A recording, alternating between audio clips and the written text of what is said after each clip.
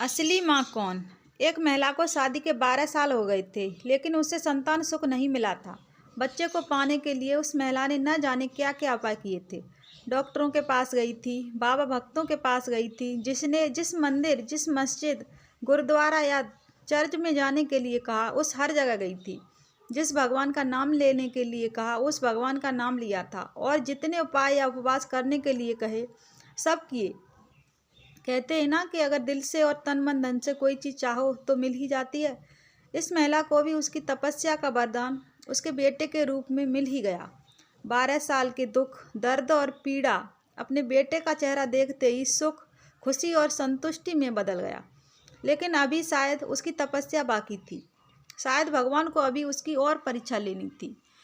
जब उसका बच्चा 1 वर्ष का हुआ तो एक दूसरी महिला ने उसका बच्चा चुरा लिया। सोचिए उस माँ की मनस्थिति क्या होगी जिसने दुनिया में सबसे ज़्यादा जिस बच्चे के लिए अपनी ज़िंदगी जी थी, उससे उसका बच्चा ही छिन गया। उसे ऐसा लगा जैसे किसी ने उसका बच्चा नहीं, उसके शरीर से ही उसकी आत्मा ही चुरा ली हो। उस दिन से उस माँ का जैसे खाना पीना सोना सब छूट गया था। उसे ना भूख लगती, ना प्यास लगती, ना नींद आती। हार मान जाए वह माँ कैसी। अपने बच्चे को ढूंढने में उसने ज़मीन आसमान एक कर दिया, और आखिरकार उसने अपने बच्चे का पता लगा ही लिया। वह पहुंच गई उस चोर महिला के पास अपने बच्चे को वापस लेने के लिए।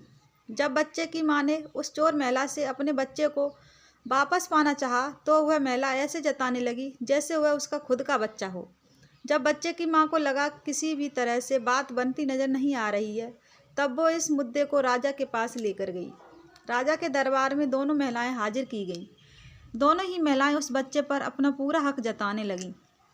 राजा और उसके सभी दरबारी काफ़ी आश्चर्यचकित और हैरान हो गए, क्योंकि बच्चे की सच्ची माँ को पहचानने के लिए उन्होंने जितने भी सवाल बच्चे के बारे में दोनों ही महिलाओं से किए, जो उसकी आदतें, उसकी पसंद या उसके निशानों के बारे में थे, दोनों ही महिलाएं उसका सही सही जवाब दे रही थीं।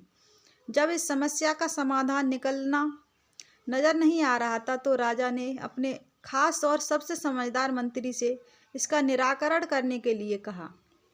मंत्री ने बिना 1 मिनट की देरी किए तुरंत राजा से कहा कि महाराज, मुझे लगता है कि यह दोनों ही इस बच्चे की माँ हैं।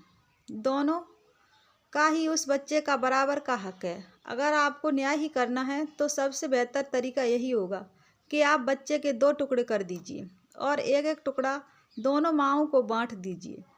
मंत्री की ऐसी बात सुनकर राजा के साथ साथ दरबार में हाजिर सभी लोग उनकी तरफ आश्चर्यचकित से देखने लगे। राजा ने सोचा कि मंत्री की ऐसी मूर्खतापूर्ण बातें के पीछे जरूर कोई रहस्य होगा। वह बिना सोचे समझे ऐसी बात कभी नहीं कर सकते। राजा ने तुरंत अपने सिपाहियों से कहा कि मंत्री की बात पर अमल किया जाए और इस बच्चे के 2 टुकड़े कर दिए जाएं।